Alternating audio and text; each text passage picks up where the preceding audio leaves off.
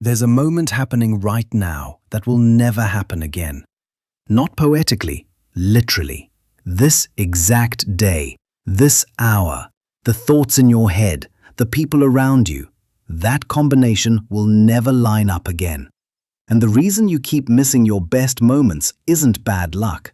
It's a processing error. You treat them as repeatable. Let me show you the mechanism and the rule that corrects it. In Japan, there's a phrase for this, ichigoichie, one time, one meeting. It comes from the tea ceremony, refined over 400 years. The tea masters weren't being sentimental, they were being precise about how time actually behaves. Here's what they understood. Every time people gather, even old friends who've met 100 times, this particular meeting happens exactly once. The people won't be exactly who they are today. The season won't repeat. So the master runs every ceremony as if it can't be redone, because it can't. Full attention on every movement, every guest treated as the only chance to show them it matters. Now compare that to how most people operate. You half listen while your mind is 3 problems ahead. You eat without tasting. You sit with people you love while your eyes are on a screen. And underneath all of it runs one quiet assumption. There'll be another chance. Another time to pay attention. That assumption is the leak. Here's the mechanism. When your brain tags a moment as repeatable, it deprioritizes it, saves the attention for later. But later, with that exact moment, never arrives. So the moment passes at half presence, and you don't even notice it leaving.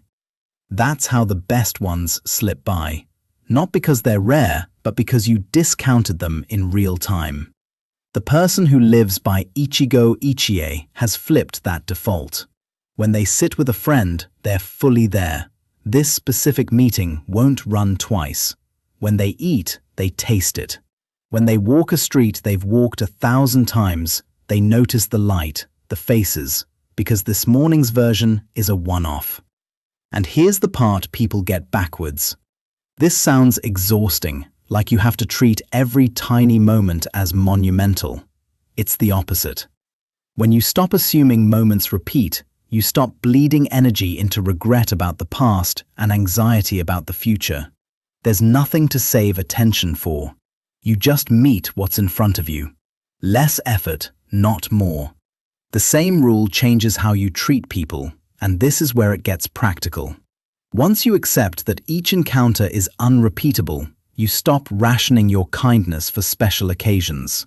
You stop waiting for the perfect time to tell someone they matter.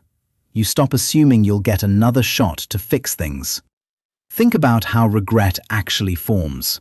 It's almost always words unsaid to someone now gone, attention not paid, gratitude not expressed, presence not given while there was still time.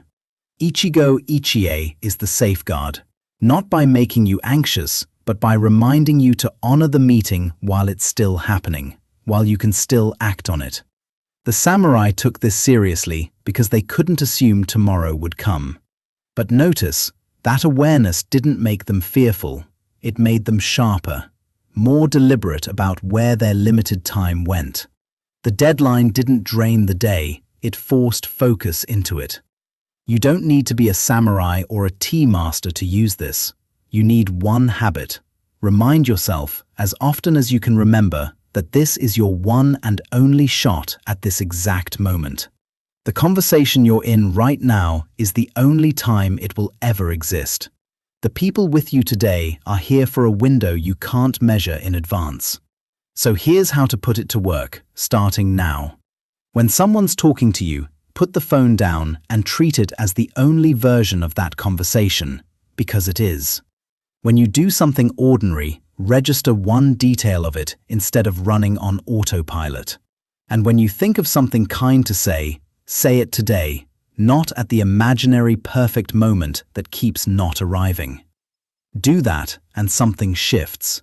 The ordinary stops being background, the familiar starts registering as valuable, and you stop postponing your life until some future point when you'll finally start paying attention. because you've moved that point to now. Your life is built out of moments, and not one of them is offered twice. That's not a reason for pressure. It's the reason to stop discounting the one you're in. Start with the